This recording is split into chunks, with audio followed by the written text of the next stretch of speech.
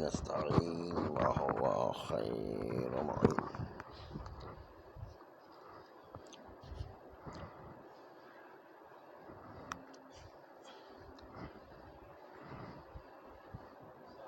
السلام علیکم.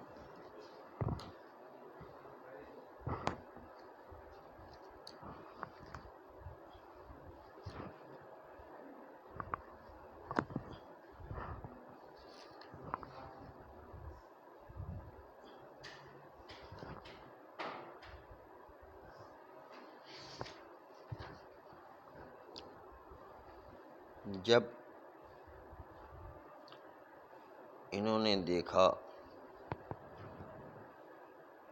صالحین امویین نے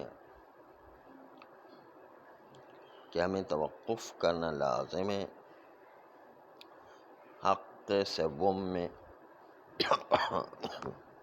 اور ان کے اعمال میں، تو انہوں نے ان کے اعمال میں توقف کرنے کے ساتھ ساتھ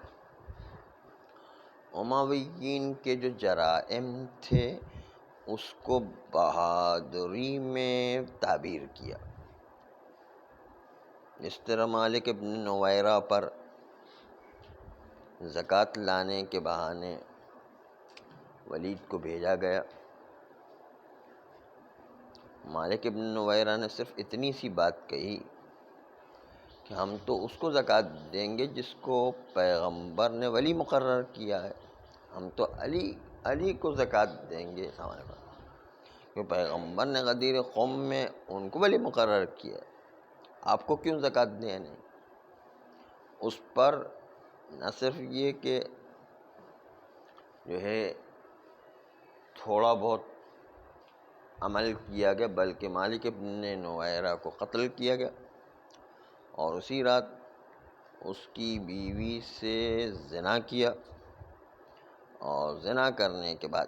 جب کہ کوئی مر بھی جائے تو اس کا 3 مہینے 4 مہینے 10 دن عدہ ہوا کرتا. 4 مہینے 10 دن عدہ کے بغیر جو ہے مالک ابن نویرہ کی بیوی سے ولید نے زنا کیا ہے. ایک تو قتل بھی کیا اس جرم میں کہ وہ علی کی ولایت کو مان رہا تھا، اور پھر ان کی بیوی سے جو ہے زنا بھی کیا زبردستی سے. تو یہ سارے جرائم کو یہ بہادری میں جو ہے نام دیتے. خالد ابن ولید ان کو سیف اللہ کیوں کہتے ہیں؟ اسی لیے کہ یہ ان کے مطلب کا آدمی تھا. تو یہ سارے کام جرائم بھی کرتے تھے، اس کو ایک بہادری کا نام انجام دیتے تھے.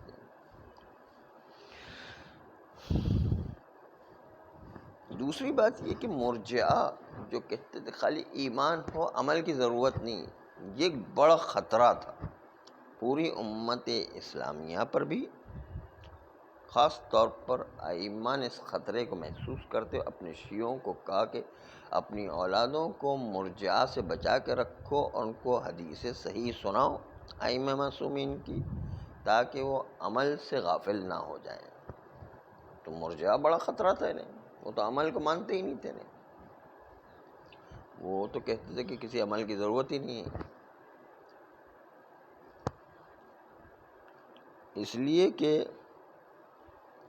ایمان جب بغیر عمل کے ہو جائے تو ایک تو یہ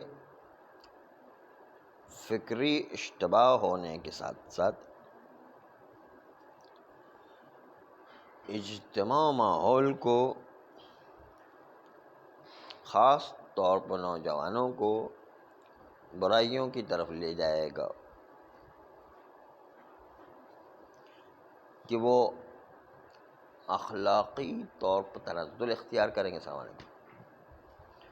اور تمام واجبات کو چھوڑ بیٹھیں گے. اس دلیل کے تحت کہ انسان جب ایمان رکھتا ہے اور انسان کے لیے مومنین کے راستے پر چلنے کے لیے خالی اقرار بلسان یا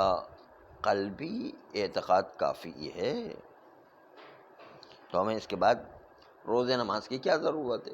باقی عبادات کی کیا ضرورت ہے؟ وہ تو وہ شراب پئیں، جوا کھیلیں تو اس میں کیا رکاوٹ ہے؟ نہیں،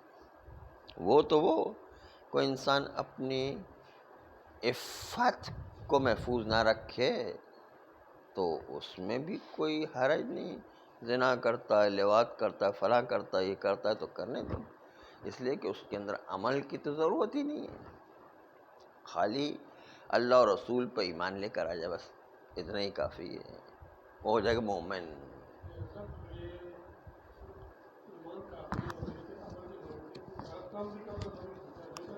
ہاں نہیں کرتے، لیکن بہرحال جب مومنین کو اجازت مل گئی، کرنے کی اجازت مل گئی، خاص طور پر نوجوان اتنے حرام عذاب بتاتے پھر بھی جو رکتے نہیں ہیں، تو جہاں پر ان کو چھٹی مل جائے کہ آپ کو اجازت ہے زنا کر سکتے ہیں،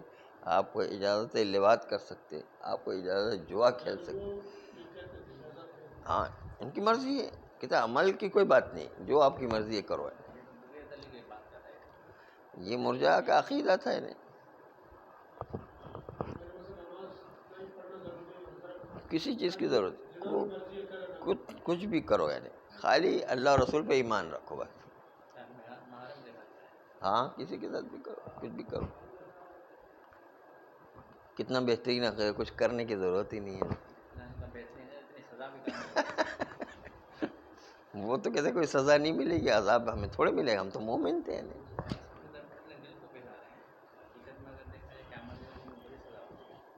وہ تو ہم کہہ رہے ہیں، وہ تو نہیں کہہ رہے ہیں، اب ان سے یہ بحث کرنے کی ضرورت ہے۔ خیر الحمدللہ، ہاں تو کہتے راضی ہیں، بس ہم تو بسم اللہ۔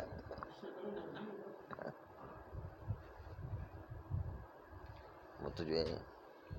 ایک صاحب جو ہے کمیونسٹ تھے، کہتے خدا کو نہیں مانتا ہوں، آپ جو دلیل دیں،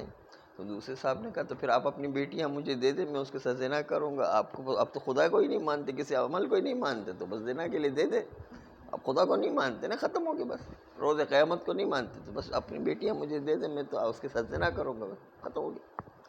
تو وہ کہتے یہ کسی بات کر رہے ہو فلاں کا، تو بس یہی بات ہے، اس کا مطلب تم اندر سے مانتے ہو، خالی زبانی طور پر کہتے ہو کہ نہیں مانتے ہو، کہتے ایسا ہوتا ہے نہیں،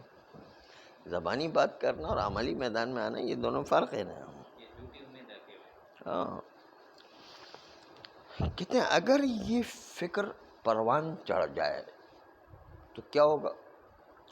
معاشرے میں اسلام خالی رسم و رواج کے طور پر رہ جائے گا، اور دین خالی نام کا رہ جائے گا، باقی تو کچھ بھی باقی نہیں ہے، عمل تو ہے ہی نہیں نا۔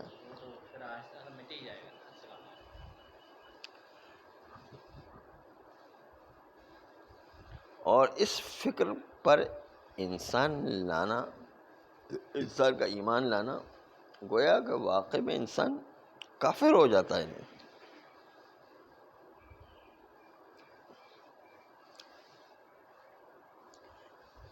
اور جو چیز اس نے اپنے ضمیر میں چھپائی ہوئی تھی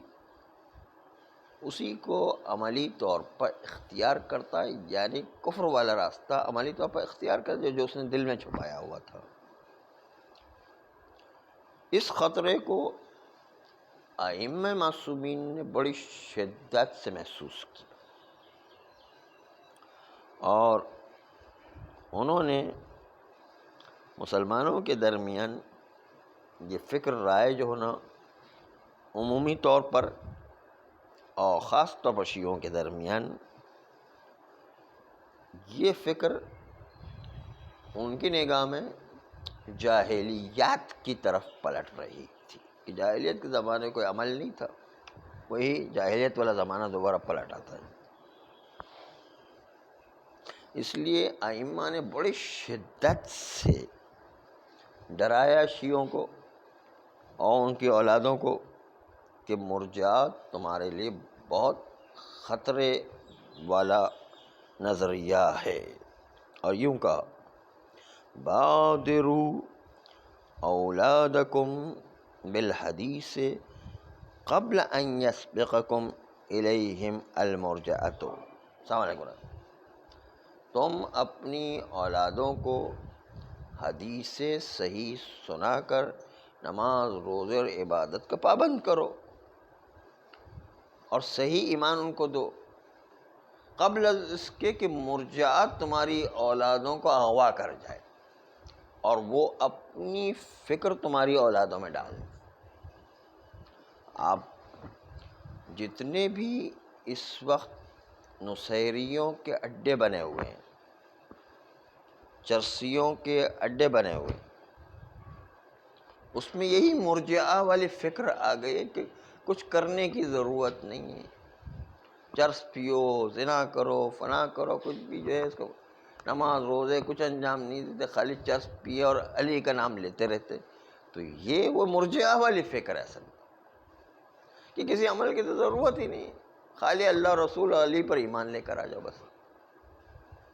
تو اس سے تھوڑی کوئی جو ہے، یہ ائمہ نے شدت سے اس خطرے کو روکا ہے، کہا نہیں یہ جو ہے گمراہی کا راستہ ہے۔ خاص طور پر نوجوان نسل کہ جن کے اندر اگر یہ سبز باغ دکھائے جانے لگے کہ بھائی تم تو کوئی بھی گناہ کرو تمہیں تو جنت علی کے طفیل ملنا ہی ملنا ہے، یہ مرجعہ والی فکر ہے کہ جو عمل کو مانتے ہی نہیں ہیں، وہ کہتے ہیں نماز روزے اور جو ہے زنا اور جو ہے جوا اور جتنی بھی برائیاں انجام دینی ہے دو، تمہیں تو نجات ملنی ہے کیونکہ تم علی کے ماننے والے ہو بس۔ اس سے تنزل فکری اور معاشرے میں ہر شہوات والے کام انجام دیں گے، جبکہ وہ مومن بھی کہلائیں گے نہیں۔ یہ ہے مرجعہ کی فکر، اور اس کی وجہ سے معاشرے میں تباہی پیدا ہو جاتی ہے، خالی اسلام رسم کے طور پر اور دین نام کے طور پر رہ جائے گا، باقی کچھ بھی نہیں رہے گا، کیونکہ مومن بھی ہے اور ہر برائی بھی کر رہے ہیں۔ مرجعہ کی فکر تو ایسی ہے کہ جس کو عمل کرنا ہی نہیں ہے، عمل کی چھٹی مل گئی، یعنی خالی اللہ رسول علی کو مانو بس، ختم ہو گیا، پھر جو چاہے کرو۔ یعنی یہ فکر کتنی خطرناک فکر ہے جو ہم میں بھی آ گئی ہے، اور خاص طور پر یہ جو علاقے امام بارگاہوں میں چرسی حضرات آ جاتے ہیں، امام بارگاہوں میں بدعتی لوگ آ جاتے ہیں، امام بارگاہوں میں نصیری قسم کے لوگ آ جاتے ہیں، نصیری ہے نہیں لیکن اپنے آپ کو اس طرح ظاہر کرتے ہیں، عمل نہیں کرنا ان کو بس۔ امام بارگاہوں میں ہزار قسم کے اختلاف لے کر آ جاتے ہیں اور جو ہے مختلف تہمتیں مراجع کرام پر لگاتے ہیں۔ اس کی صرف وجہ یہ کہ مرجعہ کا عقیدہ ان کے اندر راسخ ہو گیا ہے کہ بھائی عمل کی تو ضرورت ہی نہیں، جو چاہے کرو، خالی اللہ رسول و علی کو مانو بس، کافی بس، جنت مل جائے گی۔ جنت تو تمہارے آقاؤں کا گھر ہے، انہوں نے تمہارے لیے بک کر کے رکھی ہوئی ہے، تمہیں جو ہے عمل کرنے کی کیا ضرورت ہے؟ یہ اس قسم کا عقیدہ جو ہے مرجعہ کا عقیدہ ہے، وہ شیعت کا عقیدہ نہیں ہے۔ یہ شیعت کا عقیدہ تو ائمہ معصومین پاک و پاکیزہ ہے، پاک و پاکیزگی کی زندگی اپنے شیعوں سے چاہتے ہیں، وہ کوئی غلط زندگی اپنے شیعوں سے نہیں چاہتے ہیں۔ صلی اللہ علیہ وسلم۔